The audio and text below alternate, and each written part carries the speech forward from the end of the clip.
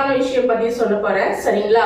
TNEA counselling பத்தி சொல்லக்கூடிய முக்கியமான விஷயம் என்ன அப்படின்னு பாத்தீங்கன்னா, மே 6ஆம் தேதி ரிசல்ட் சொல்லிருக்காங்க இல்லையா? அதே மே ஃபர்ஸ்ட் வீக்லயே பாத்தீங்கன்னா டிஎன்இஏ இன்ஜினியரிங் கவுன்சிலிங் அட்மிஷனுக்கு நம்ம அப்ளிகேஷன் வந்து போடுற மாதிரி இருக்கும் அப்படின்னு சொல்லியிருக்காங்க. ஸோ அதிகாரிகள் வந்து இந்த தகவலை தெரிவிச்சிருக்காங்க. அது மட்டும் இல்லாம உங்களை native certificate, community certificate, first graduate இந்த சர்டிபிகேட் எல்லாத்தையும் ரெடி பண்ணி வச்சுக்க சொல்றாங்க. சரிங்களா? நீங்க கவுன்சிலிங் அப்ளை பண்றதுக்கு இந்த சர்டிபிகேட் எல்லாத்தையும் ரெடி பண்ணி வச்சுக்கோங்க. சரியா? நீங்க ஃபர்ஸ்ட் கிராஜுவேட்டை நீங்க கவுன்சிலிங்ல அப்ளை பண்ணிட்டீங்க அப்படின்னு சொன்னா நீங்க வந்து காலேஜ் ஜாயின் பண்ண போகும்போதே உங்களுக்கு வந்து அந்த 25,000 அமௌண்ட் வந்து உங்களுக்கு ரெடியூஸ் ஆயிடும். அப்பவே ரெடியூஸ் ஆயிடும். சரிங்களா? லாஸ்ட் இயர் வந்து பாத்தீங்கன்னா எல்லாருமே வந்து இந்த ஜாயினிங் லெட்டர் கொடுத்துருந்தாங்க. ஜாயினிங் லெட்டர்ல வந்து பாத்தீங்கன்னா ஃபர்ஸ்ட் கிராஜுவேட் வந்து அப்ளை பண்ணவங்க எல்லாருக்குமே அந்த 25,000 பேமெண்ட் கட்டணும் அப்படின்றது வந்து அந்த ஜாயினிங் லெட்டர்ல மென்ஷன் பண்ணல. சரிங்களா? அந்த அப்ளை பண்ணாதவங்கள அந்த ஃபர்ஸ்ட் கிராஜுவேட் சர்டிபிகேட் டிஎன்இஏ கவுன்சிலிங்ல அப்ளை பண்ணாதவங்களை மட்டும் என்ன சொன்னாங்கன்னா, நீங்க வந்து 25,000 வந்து கட்டணும். ஜாயின் பண்ணும்போது 25,000 கட்டணும் அப்படின்னு சொல்லிட்டு மென்ஷன் பண்ணியிருந்தாங்க. சரிங்களா? லாஸ்ட் இயர் ஸ்டூடெண்ட்ஸ்க்கு ஒரே கன்ஃபியூஷன் என்னன்னு பாத்தீங்கன்னா, ஒரு 2 ஸ்டூடெண்ட் இருக்காங்க. 2 ஸ்டூடெண்ட்டுக்குமே ஃபர்ஸ்ட் கிராஜுவேட் இருக்கு. ஆனா ஒரு ஸ்டூடெண்ட்டுக்கு 25,000 கட்டணும் அப்படின்ற மாதிரி 25,000 கட்டணும் அப்படின்ற மாதிரி ஜாயினிங் லெட்டர்ல போட்டிருந்தாங்க. இன்னொரு ஸ்டூடெண்ட்டுக்கு 25,000 போடல, கட்டணும்ன்ற மாதிரி போடல. ஏன்னு பாத்தீங்கன்னா, ஒரு ஸ்டூடெண்ட்டுக்கு வந்து ஃபர்ஸ்ட் கிராஜுவேட் இருந்தாலுமே அவங்க வந்து டிஎன்இஏ கவுன்சிலிங்ல அந்த சர்டிபிகேட் அப்ளை பண்ணாம விட்டுட்டாங்க. அதனாலதான். சரிங்களா? இன்னொரு ஸ்டூடெண்ட் வந்து டிஎன்இஏ கவுன்சிலிங்ல அப்ளை பண்ண ஸ்டூடெண்ட்டுக்கு 25,000 வந்து அவங்க ரெடியூஸ் பண்ணிட்டாங்க. அதனால அவங்களுக்கு ஜாயினிங் லெட்டர்ல 25,000 பே பண்ணணும்ன்ற மாதிரி மென்ஷன் பண்ணல. சரிங்களா?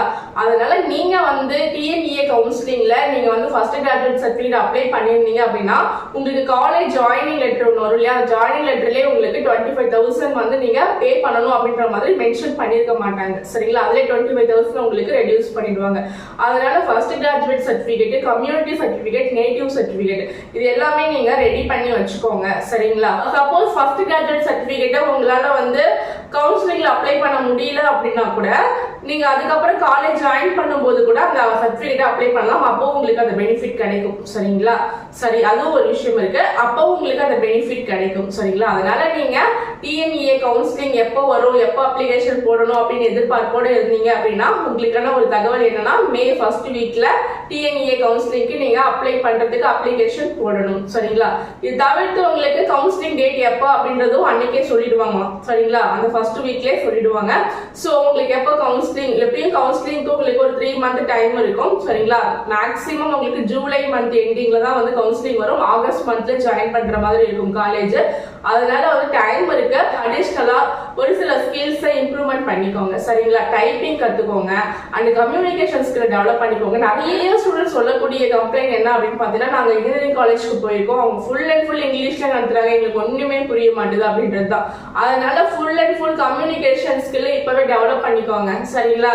அதுக்கப்புறம் வந்து எனக்கு புரியல அப்படிலாம் சொல்லிட்டு இருக்காதீங்க. இப்பவே நீங்க கம்யூனிகேஷன் ஸ்கில் டெவலப் பண்ணிட்டீங்கன்னு சொன்னா அதுக்கப்புறம் அவங்க என்ன நடத்துறாங்கன்றது உங்களுக்கே புரிய ஆரம்பிச்சிடும். சரிங்களா? இப்ப நல்ல டைமும் உங்களுக்கு இருக்கு. அதனால இப்ப நல்லா வந்து என்ன பண்ணுங்க, இந்த கம்யூனிகேஷன் ஸ்கில்ல டெவலப் பண்ணிக்கோங்க, டைப்பிங் ஸ்கில்ல டெவலப் பண்ணிக்கோங்க. பேசிக்கா கம்ப்யூட்டர் பத்தி ஒண்ணுமே தெரியாது அப்படின்றவங்க கூட கம்ப்யூட்டர் கோர்ஸ் போயிட்டு சைபர் செக்யூரிட்டி, C++, ஜாவா இதெல்லாம் வந்து பேசிக்கா கத்து வச்சுக்கோங்க. சரியா? இப்போ உங்களுக்கு இந்த தகவல் வந்து உங்களுக்கு யூஸ்ஃபுல்லா இருக்கும். மே ஃபர்ஸ்ட் வீக்ல நீங்க கவுன்சிலிங் அப்ளை பண்ண போறீங்க. அதுக்கப்புறம் வந்து உங்களுக்கு கவுன்சிலிங் டேட் எப்போன்னு சொல்லிடுவாங்க.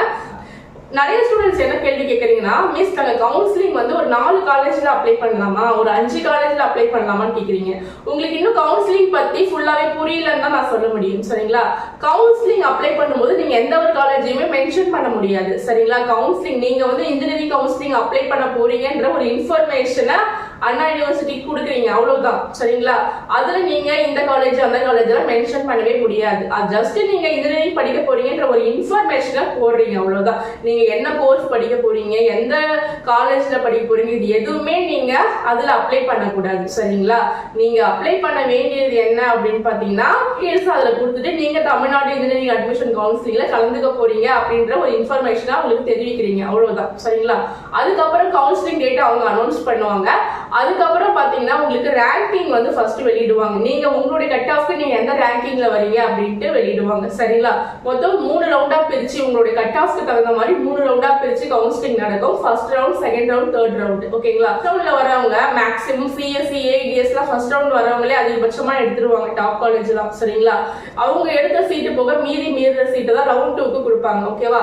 ரவுண்ட் 2ல வர ஸ்டூடெண்ட்ஸ் அதுல இருக்கக்கூடிய சீட்டை எடுத்துட்டு அதுல மீதி மீறுறத ரவுண்ட் 3க்கு கொடுப்பாங்க. ஓகேவா? இப்படிதான் வந்து ரவுண்ட் 1, ரவுண்ட் 2, ரவுண்ட் 3க்கு ஒரு காலேஜ்ல சீட் அப்படின்றது வந்து கிடைக்குது. சரியா?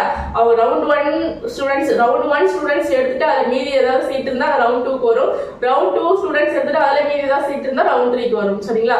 ஆனா எல்லாருக்குமே சீட் கிடைக்கும், கவலைப்படாதீங்க. சரியா? சோ தமிழ்நாடு இன்ஜினியரிங் அட்மிஷன் கவுன்சிலிங்ல கண்டிப்பா உங்களுக்கு சீட் கிடைக்கும். நான் உங்களுக்கு ஹெல்ப் பண்றேன். நம்மளுடைய வாட்ஸ்அப் குரூப்ல ஜாயின் பண்ணிக்கோங்க. சரிங்களா? நான் வாட்ஸ்அப் குரூப் லிங்க் வந்து கமெண்ட் பாக்ஸ்லயும் டிஸ்கிரிப்ஷன்லயும் கொடுக்குறேன். சரியா?